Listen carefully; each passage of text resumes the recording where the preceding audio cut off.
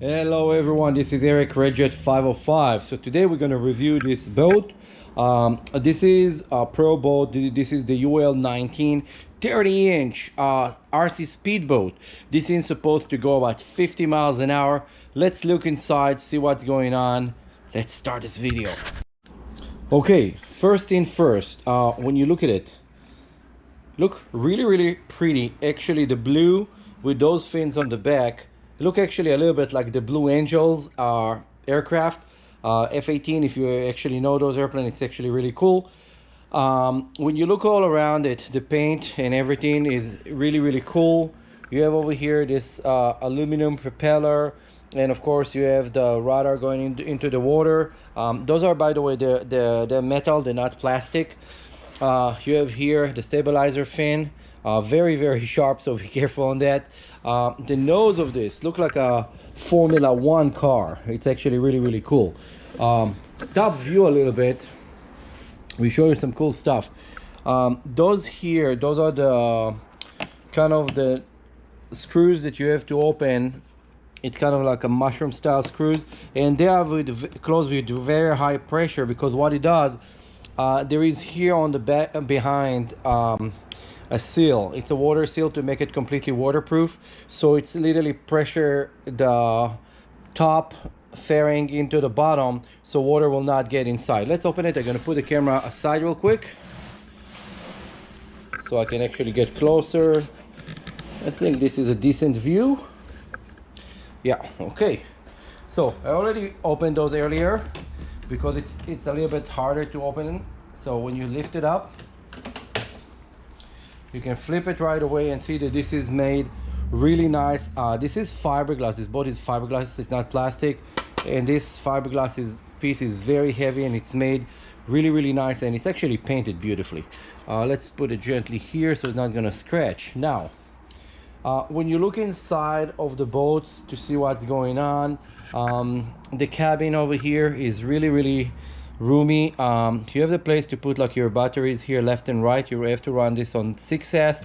Of course you can run it also on 4S, it's not a problem, but 6S will give you whatever you want. There is room here for a bigger motor. If you see the motor mount over here and the connection, it looks like a 5mm shaft. So I'm positive that you can put here a bigger motor. The only thing that you have to pay attention is, if you're gonna put a bigger motor on top of this, this dynamite container on top of the motor, this is the water cooling. What it does, it takes some water from the outside, put it on the motor, cool it down, and then it's dumping it back into the lake or wherever you're gonna run your boat. Steering servo that they have over here, it's okay. I usually like to put like something heavier, like 25 kilogram. It's always work better to have something bigger.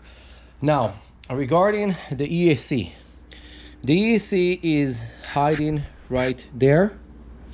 Okay, the ESC is there. This is your motor. This is your steering servo. I think I maybe messed it up a little bit. Maybe the camera was too low. So again, now you have here the plugs.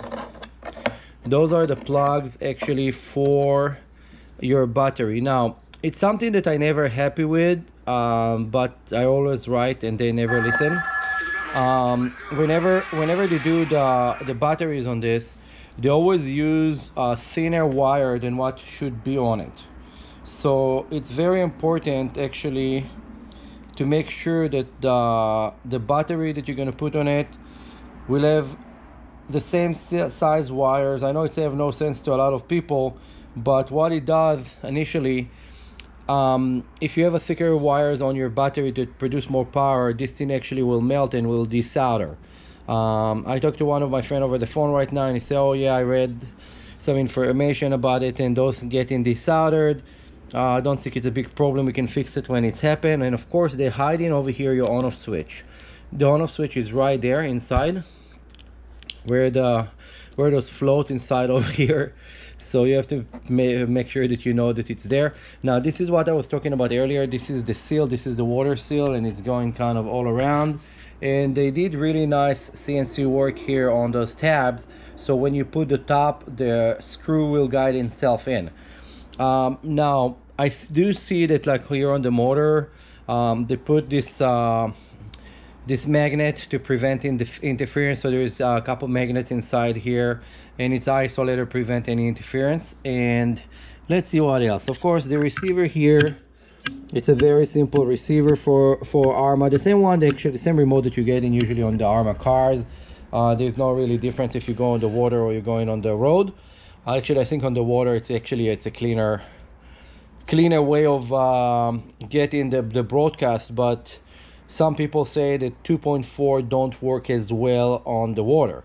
Now, when you look on the front, there is here, like on a Formula One, a front, let's call it an elevator. It's just kind of a front spoiler that actually will try to probably keep the boat down. It looks like if it's tilted down. So if it was an elevator of an airplane, it actually will be tilting down to push actually the nose of the boat down. Overall, this boat is really pretty. Electronics, you can put much bigger stuff in it because there is tons of room. So bigger motor and of course bigger ESC can go inside of this boat very easily.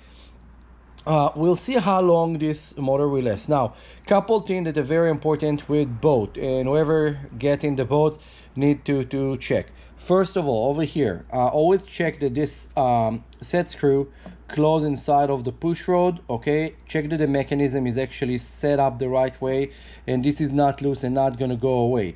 Also mark exactly where it's supposed to be. Do like 2 black dots around it, front and back. So when you look at it, you're gonna know where it's supposed to go if it's loose on you. Now, one of the major problem is the propeller. Those nuts over here keep flying off. So the remedy to fix this is just take some Loctite and put outside over here around the motor, or you can put silicone or glue or anything that you want on the outside to prevent this thing from open, because believe it or not, the torque in the water will actually make it fly off like nobody's business.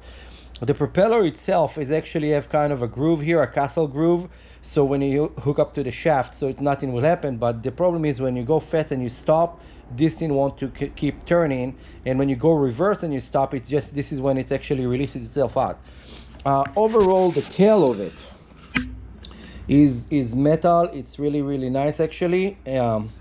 I think this rudder is designed actually really cool, pretty simple, but I don't see there is a breakaway on it. Okay, so it have the plastic screw and the metal screw. If you wonder why they put in the plastic screw, it's a breakaway, so if you hit this thing really strong, it will just lift up versus actually breaking.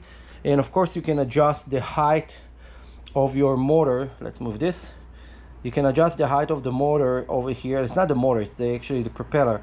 There is here a shaft. You open this and you can push this up or down, and then the motor will be more in the water or less in the water. Okay, just so you know that it can be done.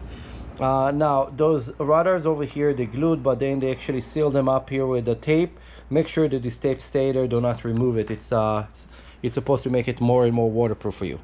Let's put the top of the body back on it so you guys can see again the general look. Let's put those back in.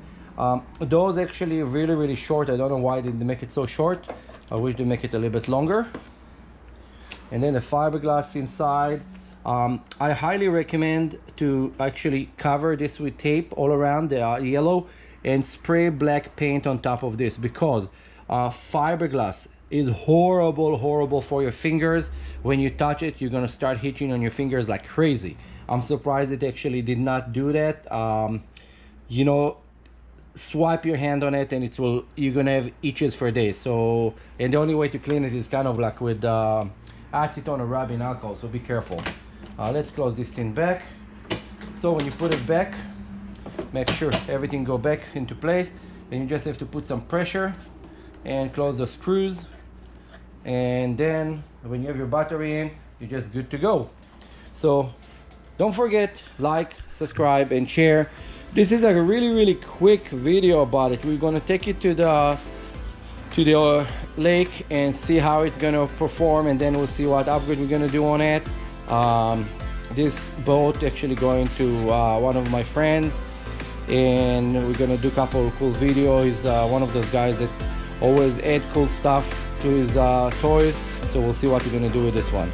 Don't forget, like, subscribe, and share. See you in my next video. Bye.